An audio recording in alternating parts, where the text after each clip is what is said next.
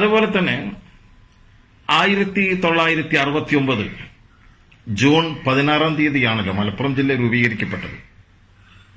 ഭൂമിശാസ്ത്രപരമായി ജനസംഖ്യാടിസ്ഥാനത്തിൽ പാലക്കാട് ജില്ലയിലെയും കോഴിക്കോട് ജില്ലയിലെയും പ്രദേശങ്ങളെ കൂട്ടിച്ചേർത്തുകൊണ്ട്, പിന്നാക്ക മേഖലകളെ കൂട്ടിച്ചേർത്തുകൊണ്ട് ഒരു ജില്ല രൂപീകരിക്കേണ്ടത് അത്യാവശ്യമായിരുന്നു.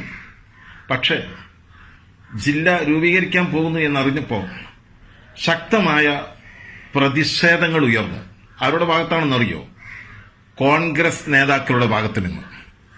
കോൺഗ്രസ് നേതാക്കൾ ഈ ജില്ലക്കെതിരെ പ്രക്ഷോഭം നയിച്ചു.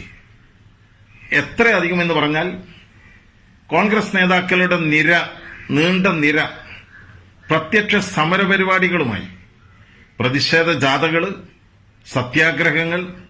ഇതാ EMSന്റെ സർക്കാർ ഒരു കുട്ടി പാകിസ്ഥാൻ ഉണ്ടാക്കാൻ പോകുന്നു എന്നായിരുന്നു ആക്ഷേപം. കടുത്ത എതിർപ്പാണ് കോൺഗ്രസിന്റെ ഭാഗത്ത് നിന്നുണ്ടായത്.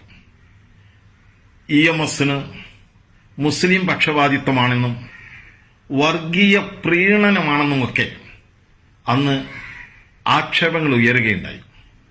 സഖാവ് EMS നമ്പൂതിരിപ്പാടിന്റെ ഇച്ഛാശക്തി കൊണ്ടൊന്നു മാത്രമാണ് ആ വിമർശനങ്ങളെ അതിജീവിച്ചുകൊണ്ട് ജില്ല രൂപീകരിക്കപ്പെട്ടത്.